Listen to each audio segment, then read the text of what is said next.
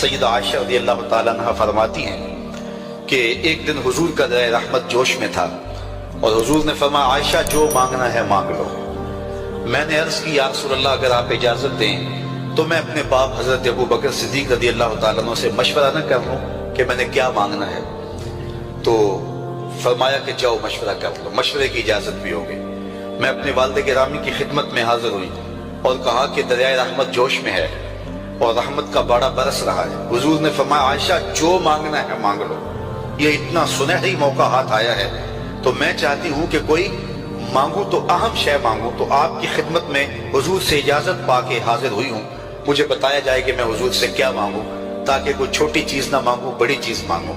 تو حضرت ابو بکر رضی اللہ تعالیٰ عنہ نے فرمایا کہ بیٹا حضور سے جا کے کہنا کہ معراج کی خلوت خاص میں اللہ نے آپ سے جو راز کی باتیں کی تھی ان باتوں میں سے ایک بات بتا دو۔ مانگا بھی تو علم مانگا، اور عائشہ میرے سے وعدہ کرو جو حضور بتائیں مجھے بھی آگے بتانا ہے۔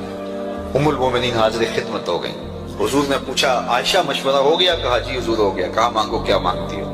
کہا حضور معراج کی خلوت خاص میں جب اللہ کے حضور حاضر ہوئے رب نے آپ سے راز کی باتیں کی تو ان باتوں میں سے ایک بات بتا دیں۔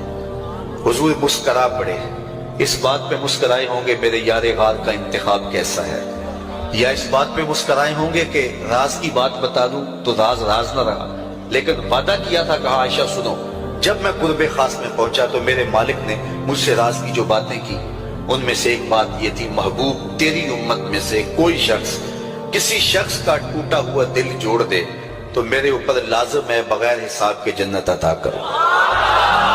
ام المومنین بہت خوش ہوئی اور اپنے والد گرامی سیدنا ابو بکر صدیق رضی اللہ تعالیٰ عنہ کے پاس آئیں اور ساری کہانی سنائی۔ بہت خوش تھی، لیکن حضرت ابو بکر صدیق رضی اللہ تعالیٰ عنہ نے سنا تو رونے لگے۔ تو ام المومنین سیدہ عائشہ رضی اللہ تعالیٰ عنہ نے عرض کیا میرے والد گرامی یہ بات رونے والی تو نہیں ہے، ہم بسا اوقات کسی دکھی کے کام آ جاتے ہیں، کسی کا دکھڑا بیٹھ کے سن لیتے ہیں، کسی کی ڈھارس بنا دیتے ہیں، کسی کے کام آ جاتے ہیں، یہ تو بخشش کا بہانہ ہاتھ آ گیا اور آپ اس پہ رو رہے ہیں۔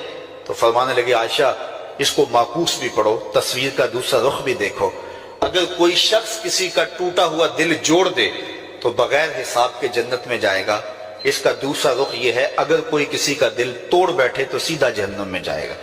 میں اس بات پہ رو رہا ہوں کہ ہم سے کسی کا دل نہ ٹوٹ گیا ہو۔ تو آج کی اس مجلس کے اندر کیا یہ دو باتیں میں اور آپ اپنے پلے باندھ سکتے ہیں؟ ایک کا تعلق حقوق العباد سے ہے اور ایک کا تعلق حقوق اللہ سے ہے۔ حقوق اللہ میں سب سے اہم چیز نماز ہے اور پہلا سوال قیامت کے دن نماز کا ہی ہوگا۔ بلکہ حضور نے معراج میں جو مختلف مظاہرے دیکھے ان میں ایک چیز یہ بھی دیکھی، کچھ لوگوں کے سر پتھر سے کچلے جا رہے تھے، پھر صحیح ہو جاتے، پھر کچلے جاتے۔ جبریل سے پوچھا یہ کون لوگ ہیں؟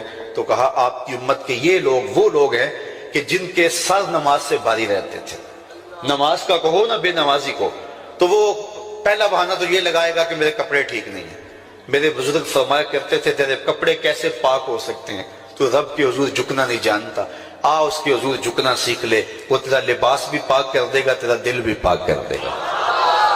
تو دوسرا بہانہ یہ ہوتا ہے کہ ہفتے کو شروع کروں گا جی، پہلی تاریخ سے شروع کروں گا۔ یہ وہ بندہ کہہ رہا ہے، ہفتے کا وقت وہ دے رہا ہے جس کے پاس ایک لمحہ بھی اپنا نہیں ہے، جس کو یہ نہیں پتا کہ اٹھنے والا اگلا قدم کہاں ہوگا۔ وہ کہتا ہے انشاءاللہ ہفتے سے شروع کروں گا، فجر سے شروع کروں گا۔ میاں اللہ کے حضور بلاوا 5 وقت ہمیں آتا ہے، حی علی الصلاۃ حی علی الفلاح۔ کتنے بدبخت ہیں کہ جو اس پکار پہ اٹھ کے اس کے حضور حاضر نہیں ہوتے۔ 5 گانا نماز شعار زندگی بنا لو، اور ہم یہ پکا عزم مصمم کر کے اٹھیں، اتنے زور سے ہم ارادہ کریں کہ شیطان بھاگ جائے، ہماری ہوا سے بھی بھاگ جائے۔ یہ تو اتنے پختہ ارادے کے ساتھ عزم کر کے جو ہے وہ آج ارادہ کر کے یہاں سے نکلے ہیں کہ وہ فجر کے وقت ہمیں بہکانے میں کامیاب نہ ہو، ادھر اذان پکارے ادھر ہم دوڑتے ہوئے اللہ کے گھر کی طرف پلٹ آئیں۔ ہم یہ عزم کریں کہ آج کے بعد نماز نہیں چھوڑیں گے۔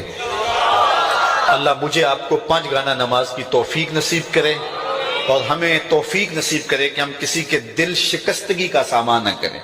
ٹوٹے ہوئے دل جوڑ سکیں تو ضرور جوڑیں۔